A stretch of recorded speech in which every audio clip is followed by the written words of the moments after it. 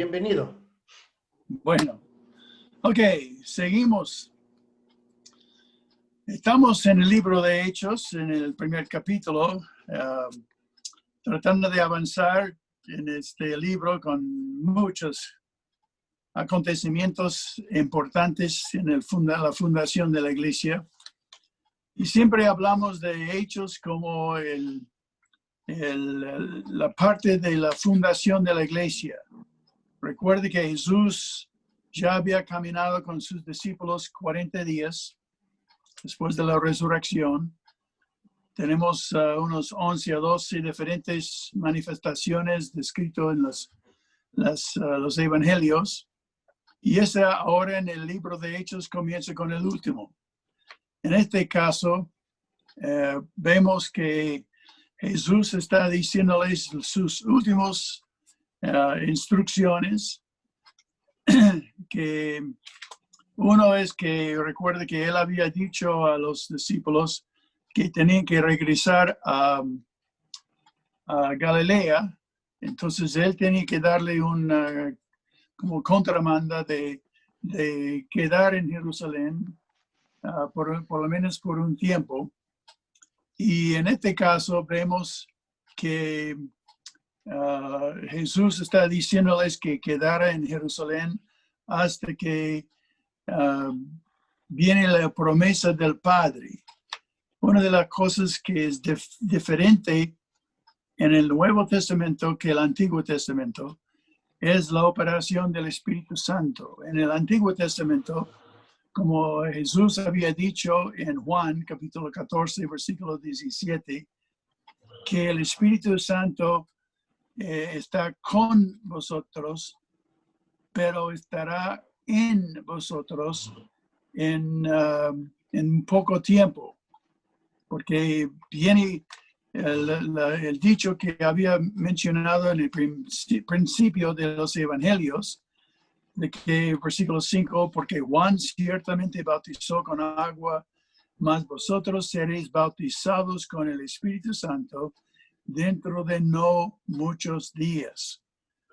Bueno, esto, como habíamos mencionado, representa la matemática de que Cristo, cuando Él murió en el día de la Pascua, hace ya 50 días, o casi 50 días, y que después 3 días en el sepulcro, entonces son 47, y luego caminó en la tierra 40 días con los discípulos.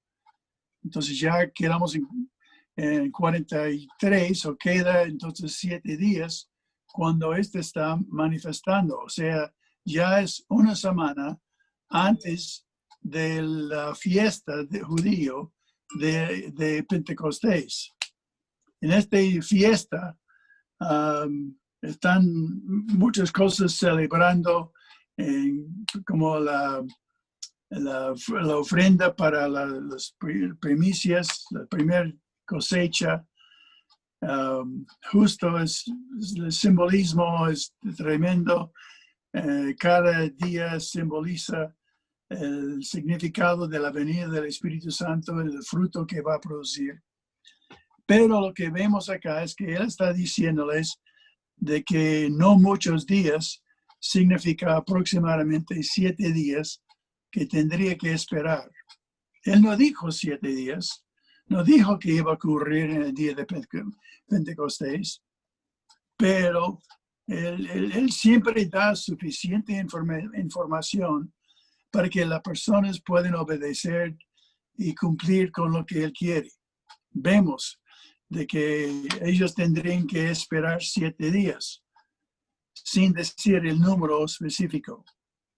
Luego en versículo 6, entonces los que habían reunidos le preguntaron: Señor, Señor, ¿restaurarás el reino de Israel en este tiempo?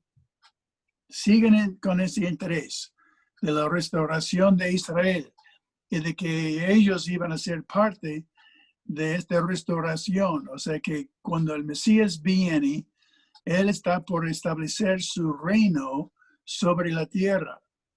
Las profecías se mezclaron. En el mismo versículo a veces habla de la crucifixión y enseguida habla del reino del Mesías. Entonces, como consecuencia, ellos obviamente se confundían, pero su interés no era tanto el Espíritu Santo como era el reino. O sea que inmediatamente no preguntaron sobre lo que significó este bautismo del Espíritu. Ellos inmediatamente empezaron a hablar del reino, porque ellos iban a ser importantes en este tiempo. Pero entonces Jesús respondió en versículo 7, no os toca a vosotros saber los tiempos. O sea que tiempos es una palabra en general del tiempo. A los sazones. Esto significa, de la palabra kairos, es un tiempo específico que el Padre puso en su sola potestad. Es interesante, hay cosas en el libro de Apocalipsis que habla de un evento, horrible el evento, pero va a ocurrir exactamente en la hora, el día, el mes y el año específicamente que el Padre ha puesto. Impresionante como Dios lo tiene todo planeado hasta el momento de las cosas. Entonces eso es lo que Jesús está aquí refiriendo, de que cuando el Padre sabe exactamente cuándo va a restaurar su reino, cuando Él vuelve ahora la segunda vez. Pero, versículo 8, pero recibiréis poder cuando haya venido sobre vosotros el Espíritu Santo. Y me seréis testigos en Jerusalén, en toda Judea, en Samaria y hasta el último de la tierra. Bueno, en este caso vemos que el poder del Espíritu Santo va a traer muchas cosas. Inclusive algunos han dicho más de 30 cosas específicas mencionadas en la Biblia. La única razón que lo sabemos que el Espíritu Santo va a hacer es por lo que está revelado en la palabra. A veces uno no siente lo que el Espíritu hace, pero lo sabe que ocurrió porque la palabra lo menciona. Por ejemplo, el sello del Espíritu. ¿Cómo es que sabe que uno está sellado por el Espíritu? No hay manera de saber. La única cosa es que la palabra lo dice. Entonces, si la palabra lo dice que soy sellado por el Espíritu, y lo veremos en un momento, entonces esto es exactamente lo que sucedió. No tengo que sentirlo, no tengo que experimentar algo, no tengo que tener calofríos. Es simplemente que la Biblia dice que este sucedió, entonces lo aceptamos como hecho. Pero en este versículo, fíjense que recibiréis poder cuando haya venido sobre vosotros el Espíritu Santo. Ahora, esta es la primera vez que ha venido el Espíritu Santo. Recuerde que antes el Espíritu está con ellos, pero ahora va a estar en vosotros. Porque esto es lo que Jesús está explicando, que la consecuencia del bautismo del Espíritu. Recuerde que ya habíamos dicho el significado del bautismo. La palabra bautismo no es una palabra castellano, es una palabra griego. Esta palabra en griego es transliterado, o sea que inmigración emigra de griego directamente a castellano, porque no podían traducirlo, porque nadie estaba practicando el bautismo en ese entonces, cuando escribieron nuestra Biblia. O sea que cuando tradujeron nuestra Biblia, nadie estaba usando el bautismo por inmersión. Nadie estaba puesto en el agua. Siempre estaba esparcido por encima. Entonces, si empiezan a traducir la palabra, hubiese causado tremenda confusión en la Iglesia Católica especialmente. No podían hacer la traducción, sino la transliteración, para que la persona que está leyéndolo puede poner su propia interpretación en el libro, digo, en el sentido de la palabra. Pero entonces lo que dice que cuando esto ocurre, recibiréis el poder. Recuerde que el bautismo significa poner en. En este caso, vemos que la palabra de Dios está hablando de que el Espíritu va a ponernos en Cristo. La frase en Cristo ocurre como 80 y pico de veces en el Nuevo Testamento. Es la frase más común de describir el resultado del bautismo, de que uno está en Cristo. La única manera que yo puedo recibir la justicia de Cristo es, o sea, que no es un regalo en el sentido, pero es una consecuencia de estar en Cristo. De tal manera, Cristo, en su justicia, cubre todos mis pecados. De que cuando Dios me ve en la justicia de Cristo. Esto es 2 Corintios 5:21. El que no conoció el pecado fue hecho pecado para que nosotros fuésemos hechos en la justicia de Dios. O sea que de esta manera, el bautismo de Espíritu nos pone en Cristo.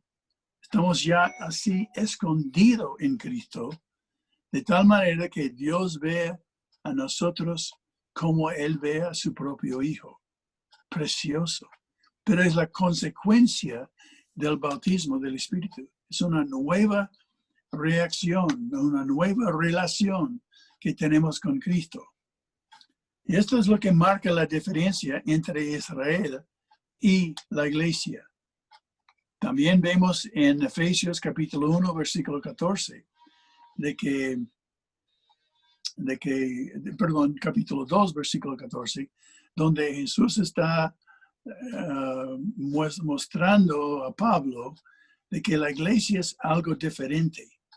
La iglesia es una nueva criatura, no es la extensión ni continuación de Israel en el Antiguo Testamento. Es algo completamente distinto de Israel. Tampoco es algo de los gentiles, no es una organización, institución hecho entre gentiles. Es algo completamente diferente porque el bautismo del Espíritu viene y nos pone en un nuevo hombre, dice Efesios. Ese nuevo hombre es la iglesia. Es una nueva entidad que está formado en este momento que vamos a leer en capítulo 2. Es muy estratégica y no ha cambiado desde el momento que fue iniciado en el libro de Hechos. Entonces, cuando viene el Espíritu para morar en nosotros, como habíamos dicho en Juan 14, el Espíritu está con usted, pero va a estar en. Y no hay ser más grande, más potente en el mundo que el Espíritu Santo, porque es el Espíritu de Cristo. Entonces vemos la deidad en nosotros. Justo lo que Pedro escribió en su epístola, donde en segunda epístola, donde él menciona de que las grandísimas promesas nos han sido dadas para que por medio de ellas llegamos a ser participantes, digo, de que está compartido en nosotros, participantes de la naturaleza divina. No solamente por algo intelectual, sino algo real que mora en nosotros, pues es el Espíritu Santo. Y es el poder que cada creyente tiene. No hay más poder para buscar. Si tiene el Espíritu Santo morando adentro, tiene el poder de Dios. No hay más potente. Solamente saber, tenemos que aprender cómo vivir con este poder y cómo soltar este poder en nuestras vidas. La búsqueda de la vida cristiana no es buscar más de Dios, porque tiene todo su espíritu. No hay más de Dios para pedir. Cada creyente tiene ese poder. Es que el espíritu quiere más de nosotros. O sea que no es la falta de Dios que tenemos, es que Dios falta más de nosotros. Él quiere dominar y controlar todos nosotros. Y ese es su deseo en nuestras vidas. Entonces recibiréis ese poder cuando viene sobre vosotros el Espíritu Santo y seréis testigos en Jerusalén. La primera prueba o evidencia del Espíritu Santo en nosotros es un deseo que nosotros tenemos de compartir lo que hemos recibido en Cristo. Más que uno entiende de todas las bendiciones que tenemos en Cristo, más queremos compartirlo.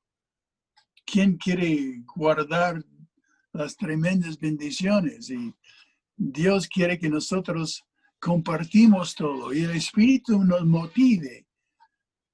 Capaz que recuerdes, la primera cosa que yo quisiera compartir con mis amigos, que ellos entiendan el Evangelio tal como yo he tenido. Preciosa la promesa. Pero entonces esto es lo que resulta de alguien que tiene el Espíritu, quiere testificar, quiere compartirlo con otros. Si es real su fe en Cristo y la llenura del Espíritu en su vida, que ha venido para morar en tu vida, Él va a producir el deseo de testificar. Y en secuencia tiene un bosquejo del libro, donde habla de, van a ser testigos primero en Jerusalén, en toda Judea y en Samaria y hasta lo último de la tierra. 4 pasos. En Jerusalén va a estar en el libro de Hechos, en capítulo 1 a 5. Y en Judea, en capítulos 6 y 7. Y en Samaria, en capítulo 8. Y al resto, hasta el último de la tierra, en capítulos 9 a 28. O sea que es la manera que el Evangelio va expandiendo. Se puede adaptar el concepto de que cada uno de estos son diferentes, tienen diferentes culturas, algunas veces diferentes lenguas, tienen diferentes costumbres. Como consecuencia, cuesta más, va extendiendo desde su Jerusalén hasta su aldea y también hasta otra ciudad llena de gente que muy diferente que nosotros. Y hasta el último de la tierra, gente muy diferente de nosotros. Cuesta mucho más para ir a esos diferentes lugares. Como consecuencia, la mayoría quedan en su Jerusalén. No quieren salir, sienten cómodo en su Jerusalén. En realidad, eso es lo que pasó con los apóstoles. Porque veremos 20 años luego, los apóstoles todavía están en Jerusalén. Y es en una sola excepción, que fue cuando Pedro fue a Cesarea para hablar con un gentil. Vemos la extensión del Evangelio a los gentiles. Pero interesante es de que evidentemente no hay otra ocasión de Jerusalén ganando otros gentiles. Inclusive casi oponen cualquier mención de los gentiles. O sea que para que Dios extiende el evangelio en zonas muy inhóspitas o muy diferentes de nosotros, cuesta mucho para nosotros adaptarnos a otra lengua, a otra cultura, de ser cómodo con gente diferente que nosotros. Pienses en tu mundo. ¿Conoces de otras culturas? ¿Te agrada? ¿Has ido a los indígenas en la selva de Ecuador?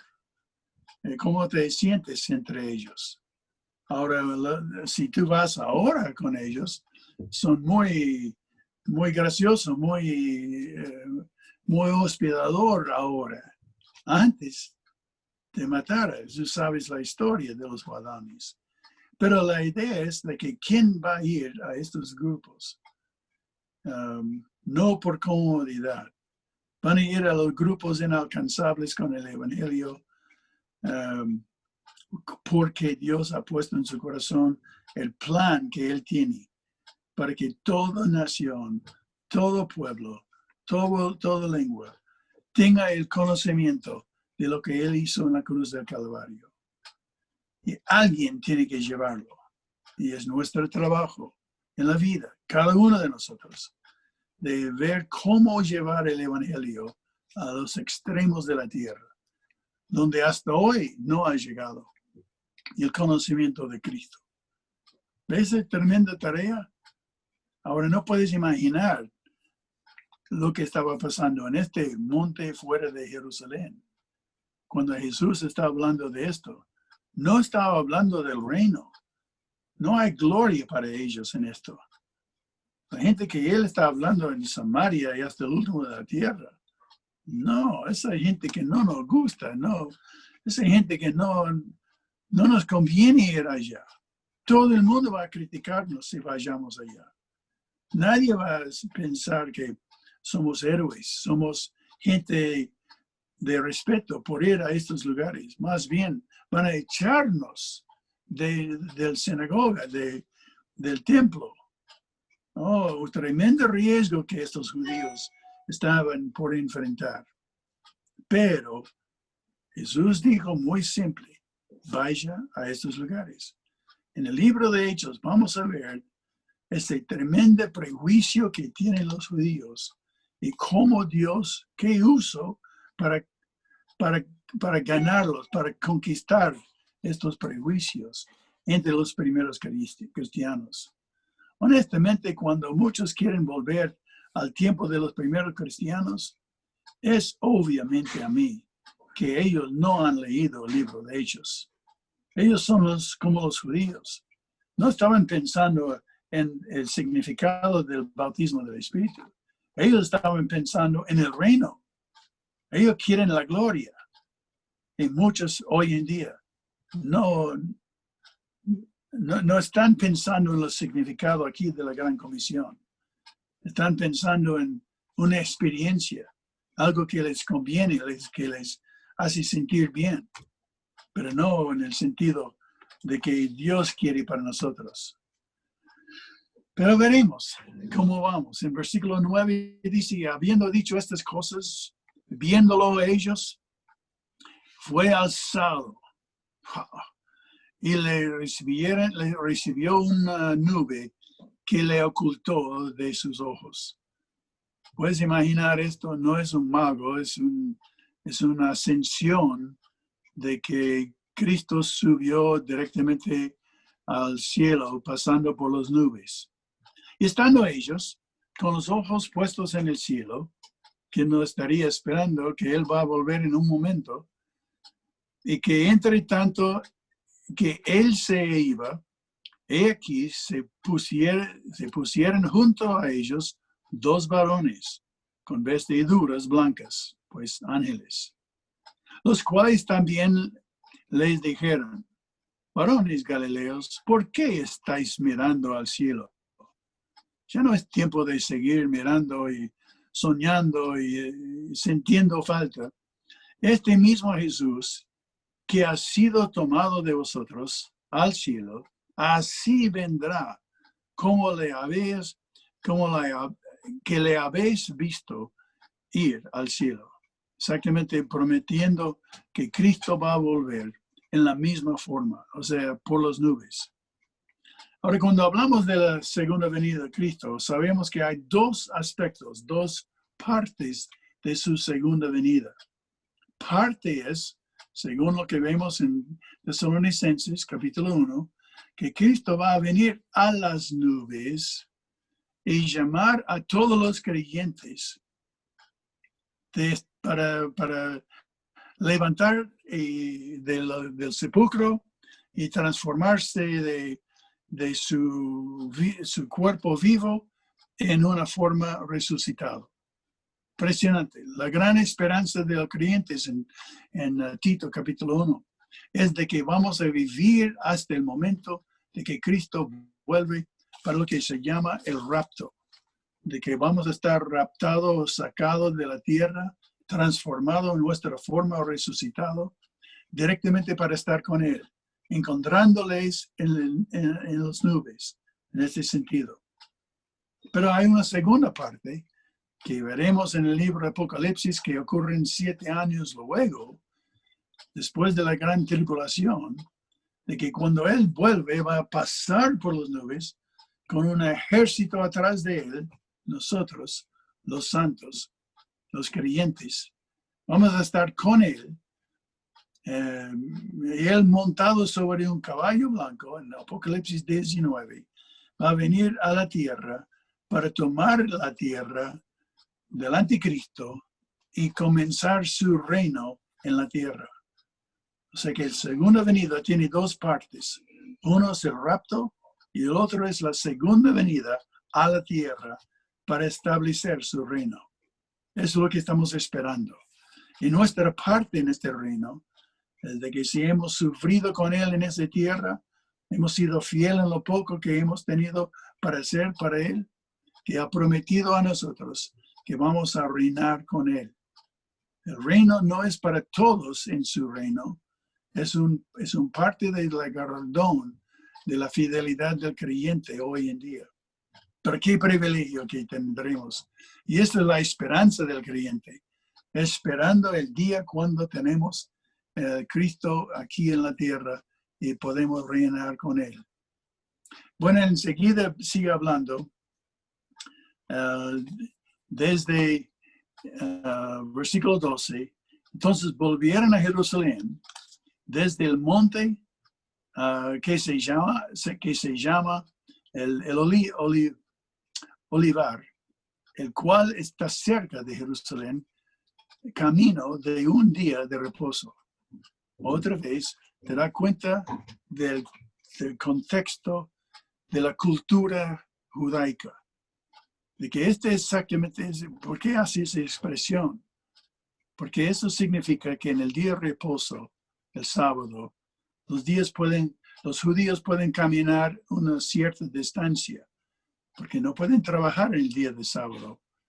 Ellos tenían que caminar menos de tantos pasos y el monte de Olivos está justo dentro del parámetro que ellos tenían para caminar en un día de reposo. Pero entrando, y versículo 13, y entrados subieron al aposento alto, donde moraba Pedro, Jacobo, Juan, Andrés, Felipe, Tomás, Bartolomé, Mateo, Jacobo, hijos de Alfeo, y Simón del Celote, y Judas, hermano de Jacobo. Bueno, todos esos hermanos de Jesús y otras partes de su familia, nombrando parte del grupo que está aquí, más de 120 personas están aquí. Versículo 14, todos estos perseveraban unánimes en oración y ruego con las mujeres, con María, la madre de Jesús, y con sus hermanos, que había mencionado dos, antes de Jacobo y de Judas. Vemos también de que esa es la última referencia a María en el Nuevo Testamento. Y también dice con sus hermanos. Vemos en Juan capítulo 7, de que los mismos, versículo 5, que los mismos hermanos de Jesús durante su vida no creían en él. Pero después de la resurrección, de que aún sus hermanos la creían en él. Interesante lo que cuesta para alguien que conoce un ser humano muy, muy de cerca, para se convence de la verdad. Pero entonces ellos ya son parte, dos de ellos, uno, Santiago o Jacobo, iba a ser el líder de la iglesia en Jerusalén. Y otro, Judas, iba a ser un autor de un libro, Judas. Entonces, sus hermanos, 12 de sus hermanos, llegaron a ser muy influencial en la iglesia primitiva. También en Marcos menciona los hermanos hermanas de Jesús. Él tenía por lo menos 2 o 3 hermanas, según Mateo 13 y Marcos 6. Y toda su familia estaban allí. Bueno, entonces, versículo 15. Y en aquellos días Pedro se levantó en medio de los hermanos, y los reunidos eran como 120 en número, y dijo lo siguiente: varones hermanos, era necesario que se cumpliese la escritura en que el Espíritu Santo habló antes por boca de David. Interesante, que es el Espíritu hablando por medio de David. Eso significa la inspiración. En 1 de Pedro, capítulo 1, versículo 28, habla de que los profetas, los que hablaban antes, eran movidos por el Espíritu Santo para hablar de las profecías, las revelaciones de Dios. Entonces el Espíritu Santo habló antes, también hablando de la tremenda autoridad que tenga las escrituras, porque son hablado por el Espíritu. Acerca de Judas, que fue guiado fue guía de los que prendieron a Jesús y era contado con nosotros. O sea que parte de los 12. Y tenían parte de este ministerio, del apostolado. Entonces vemos que él era muy privilegiado, pero algo pasó. Uno puede suponer de que llegó a ser muy desilusionado. Él estaba seguro que él tenía un parte muy importante en el reino de Cristo que iba a suceder supuestamente en su vida, y que él iba también a sujetar a los romanos por su tremendo poder que aunque había manifestado, pero no iba a suceder como él anticipó. Como consecuencia, desilusionó. Y él no iba a ser tan importante como él pensaba. Desilusionó, frustró, desanimó, porque las cosas no sucedió como él quería. ¿Quién no ha pasado por esto? Quiero que entiendas que esta es una de las cosas que Satanás usa para que nosotros tenemos más disgusto con las cosas de Dios, que provocó en nosotros o rebeldía o un deseo de abandonar, seguir a Cristo. Eso sucede en muchas cosas, muchas vidas, pero uno tiene que enfrentarlo. ¿Quién no ha sido frustrado con las cosas del mundo? Pero no es capaz, no somos capaces de manipular las situaciones. No controlamos las cosas que suceden. Y muchas cosas en nuestras vidas no nos convienen, no son convenientes, no sucede como nosotros queremos. Siempre es más difícil, más lento y no recibimos como pensábamos que íbamos a recibir. Muchas frustraciones en la vida, pero uno tiene que entregarlos al Señor, echar todo su cuidado delante del Señor, porque Él tiene cuidado de ti. No desanimes en el ministerio. Si conoces la verdad, tienes que reconocer que la verdad es más importante que mis egoísmo, mi necesidad, lo que yo quiero. Dios está encargado. Si has entregado tu vida a Cristo, recuerde que Él es el propietario. Él puede hacer lo que Él quiere con tu vida. Es tú que tienes que reconocer que realmente si he entregado mi vida a Cristo o estoy guardándolo para lo que yo quiero. Estás pensando como Judas. Yo quiero seguir a Cristo mientras que me conviene. Pero cuando no me conviene, que voy a abandonar. Si no es la vida de un creyente. Porque Él ha entregado su vida a Cristo, el creyente verdadero, y Dios puede puede hacer lo que Él quiere con su vida. Dejarle hacer lo que Él quiere. Dejar que Él esté encargado de tu vida. No pretende de controlar todo, porque va a estar muy frustrado con las cosas que suceden.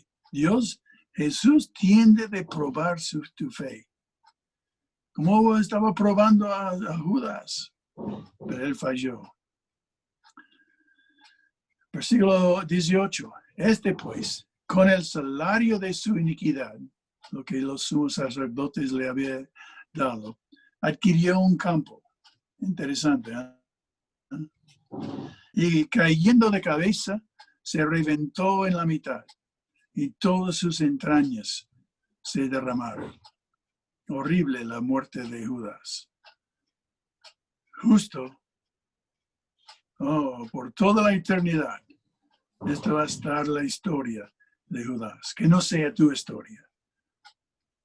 Recuerde que una vez que reconozca tu abandono de tu rebeldía de Cristo, esto puede causar muchas reacciones tuyas.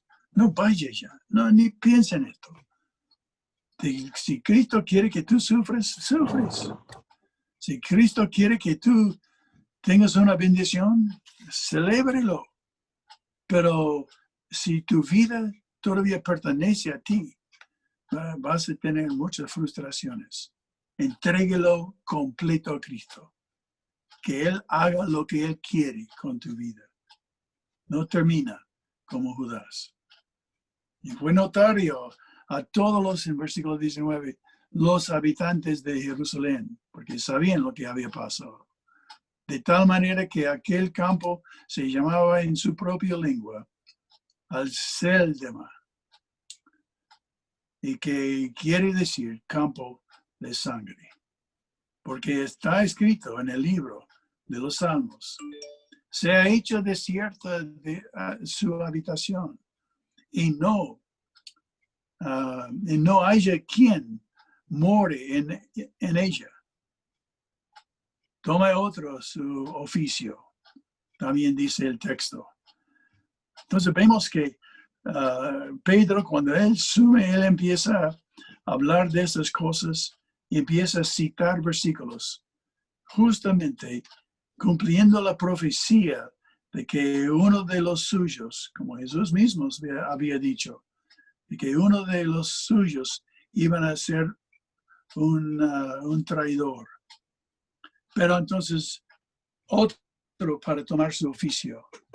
Si está escrito en el texto, Pedro sentía la autoridad de cumplir con esta profecía, sabiendo que Judas cumplió su parte y ahora tenemos que cumplir con el otro, de reemplazarlo. Y tome otro su oficio. La única apóstol reemplazado. Ningún otro. Luego, cuando Santiago estaba muerto, el primer martes de los apóstoles, no está reemplazado. Solamente los 12, porque su ministerio no es solamente ahora. Estos 12 tienen su ministerio como nosotros, para toda la eternidad. Entonces no hay reemplazos de esos 12. No hay otros apóstoles a Israel, porque todos los 12 tienen su lugar, su función para Israel. Viene otro apóstol, como Pablo, especialmente Pablo porque es el apóstol a los gentiles. Vemos una gran diferencia. Pablo no está incluido en los 12. Entonces, versículo 21 dice de que es necesario, pues, que de estos hombres que han estado juntos con nosotros todo el tiempo que el Señor Jesús entraba y salía entre nosotros, comenzando desde el bautismo de Juan hasta el día en que de entre nosotros fue recibido arriba. Uno se ha hecho testigo con nosotros de su resurrección. Pues imagínense lo que esto significa. Que había mucho más que los 12 siguiendo a Jesús.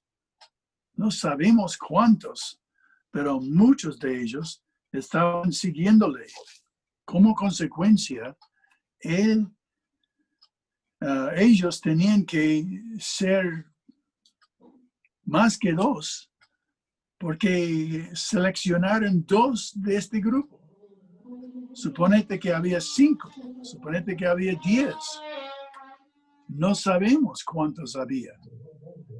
Por esto vemos la tremenda poder aquí de seleccionar de los hombres que han cumplido con esto. Pablo no cumplió con esto.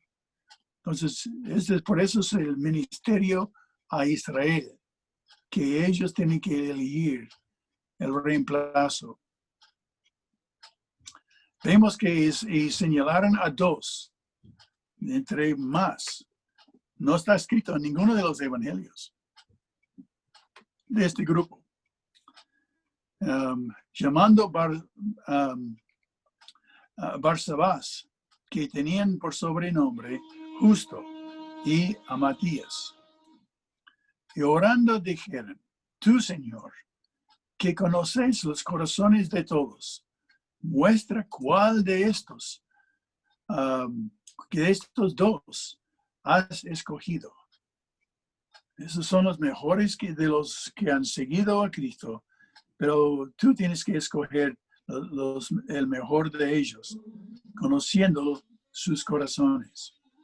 Recuerde que casi los galardones de nuestro juicio que viene es más sobre nuestro corazón que nuestros hechos. No pienses que sus hechos pueden reemplazar su corazón, porque Dios está leyendo su corazón, está buscando en todo el mundo corazones que están perfectos con Él, según Crónicas 16:9. Vemos que Dios siempre busca el corazón, cuida tu corazón, donde hay todos sus deseos, sus ambiciones, sus sueños, donde está ahí todo lo que tú quieres en este mundo. Si está lleno de egoísmo, de propia satisfacción, entonces Dios no está buscando ese tipo de corazón. Por más que tú haces buenas cosas, pero tu corazón siempre está usándolo para manipular a la gente para sus propios egoísmos. Tenga cuidado de tu corazón, porque allí salen todos los resultados de tu vida, no solamente de tus hechos.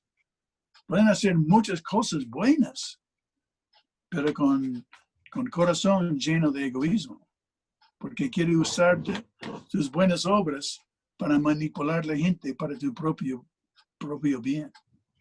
Ten cuidado de esto.